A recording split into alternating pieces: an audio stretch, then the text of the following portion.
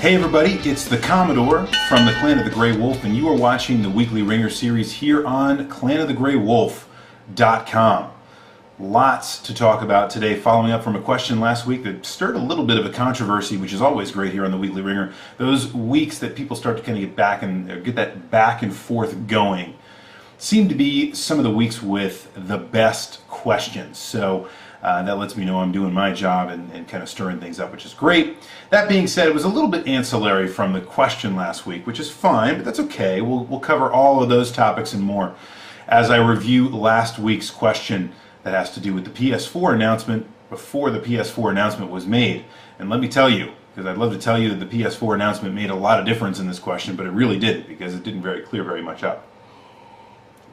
In any case, we're going to do, as we always do here in the Weekly Ringer, I'm going to review last week's question, give you some of my own thoughts on the matter, and then we'll ask a question for next week that actually comes from the community. I always like to reach out to you guys about ways to connect, and several of you do send in questions, and when I see something that I like, I write them down, I put them in a pile, and then when I need another question to ask, I always go straight to it. So this week we're going to have a user contributed question that I think will have us all thinking about some of our favorite video game worlds that there are out there, and what better way to kind of talk to each other on a video game website than about video game worlds. That's just how I think about it. In any case, as I like to do as well, I like to begin the conversation with welcoming new folks to the community that are new commenters. So remember, comments are what keep the show going. So as a result, a lot of times I like to just thank people that are brand new to the community, that have stepped up to make comments. This week, now folks, remember something, I am doing this completely by memory, and I've been doing this for over 2 years now. So if you've commented before and I welcome you again, just take the welcome, because I'm just kind of going by what I remember. I don't actually have like a list somewhere of like everyone that's ever commented on a Weekly Ringer. Maybe I should put that database together at some point. That could be fun to look at. But in any case, I'm just doing this out of sheer memory at this point.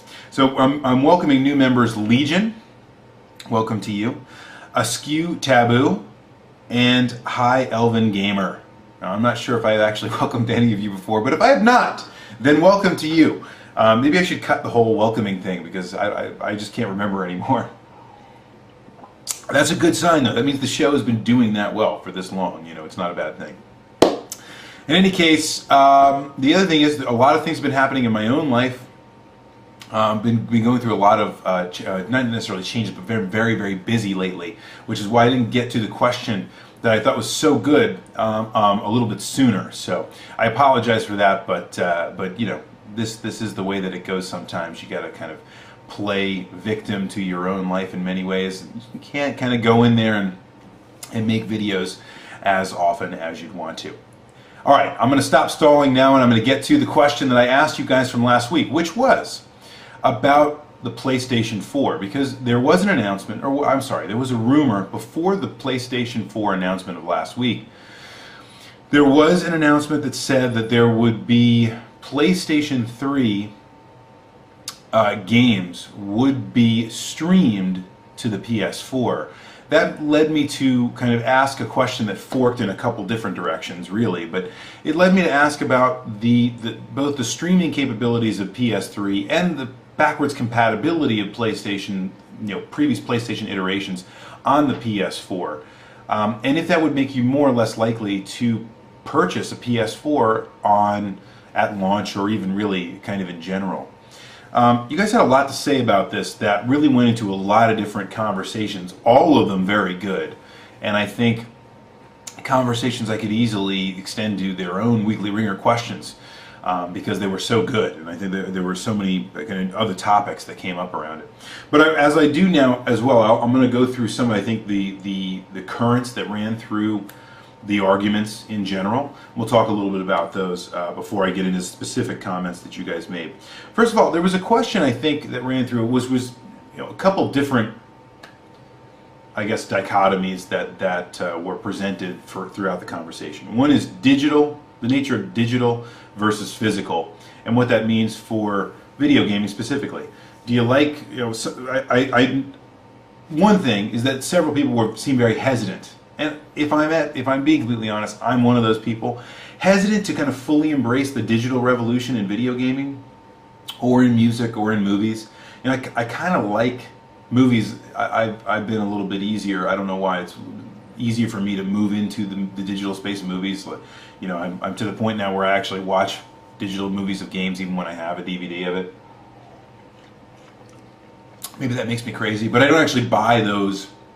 I don't actually buy those movies, so maybe that's a different story. But I pay for it, so you know, paying for a Netflix service is different than actually buying the movies. I realize that. But in any case, in music it's the same way. I still hesitate to buy just a digital copy of a CD, or I'm sorry, of an album, even though, you know, I might like to buy a CD or something like that. That's a challenge. I have been hesitant to embrace the full digital revolution there, and I don't hesitate to say that.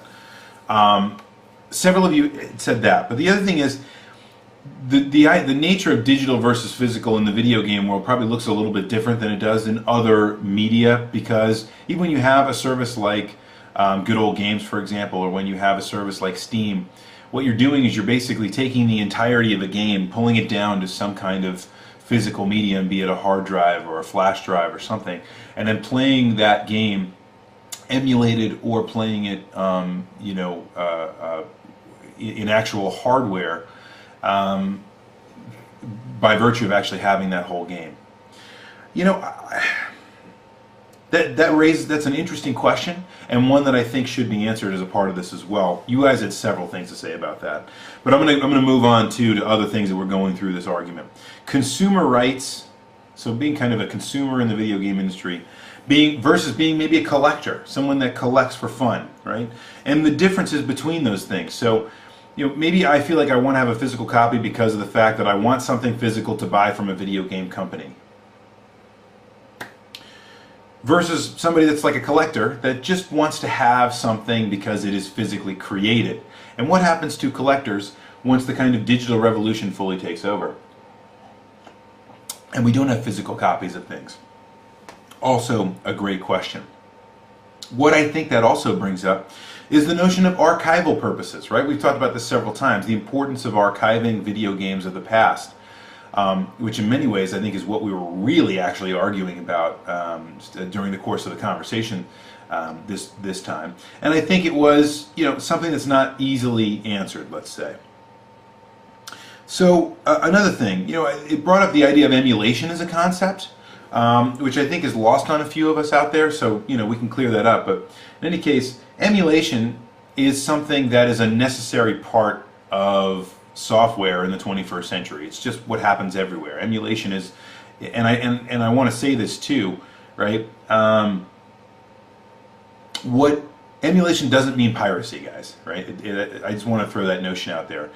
It doesn't mean piracy. You know, Sony had Bleem, for example, which was their answer. I know Bleem wasn't part of Sony, but Sony licensed Bleem as a way to emulate PSX games on the PC. It's not illegal. You could put your own PlayStation games in, and you know, as long as you had a legal copy of a PlayStation game, you were perfectly entitled to play that game on PC via emulation.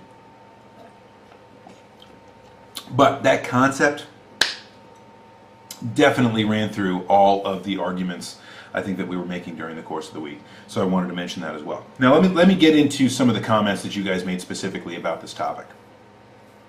Red Mage got us kicking by talking about backwards compatibility by virtue of being a streaming service is pretty much awful is the only way to do it, right? Because it's going to cost money. There's going to be a lot of other, you know, costs and features that probably aren't going to be associated with that.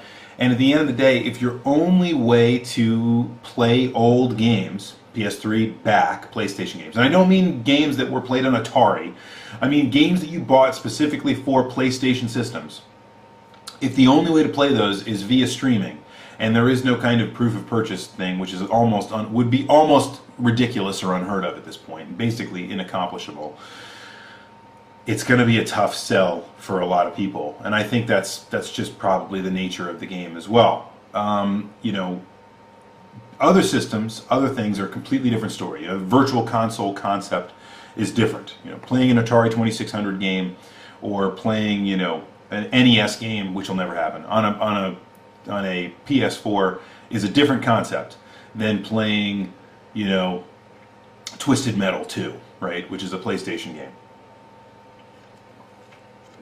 If that's the only option, Red Mage's point is, then it's probably not going to do very well. I tend to agree.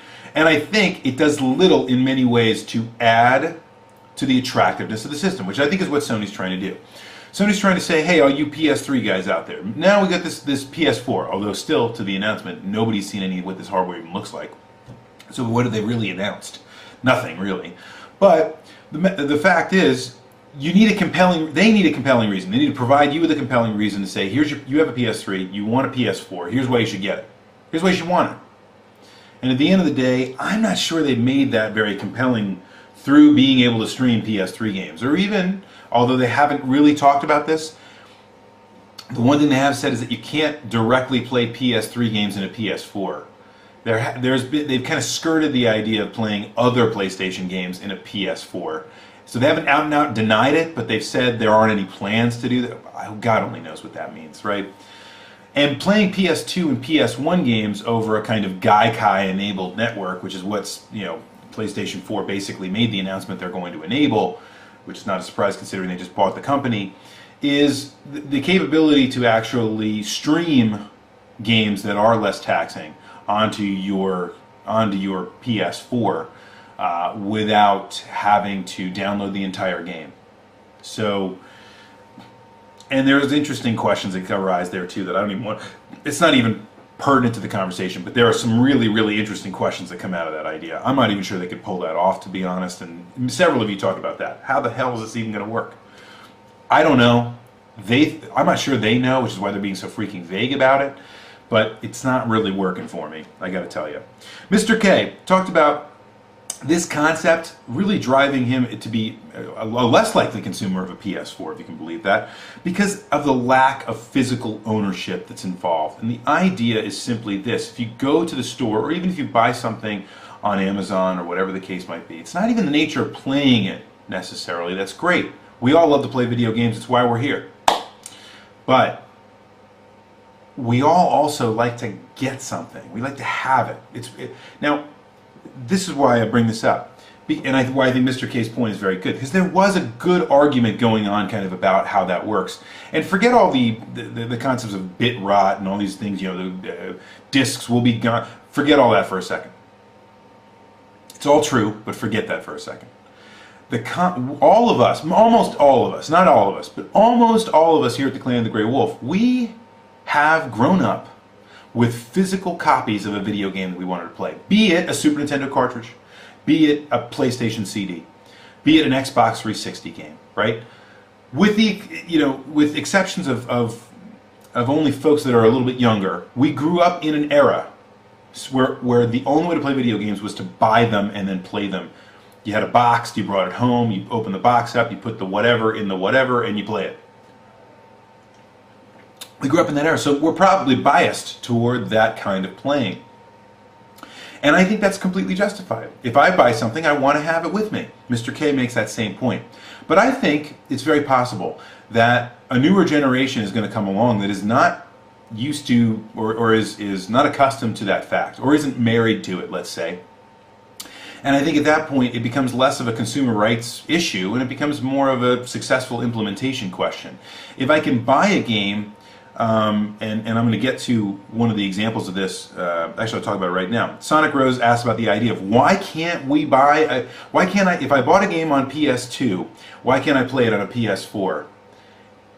You know, regardless of what happens to my physical copy.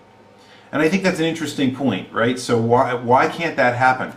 Why isn't it that if I spent the money and funded previous PlayStation iterations, why can't I then play it?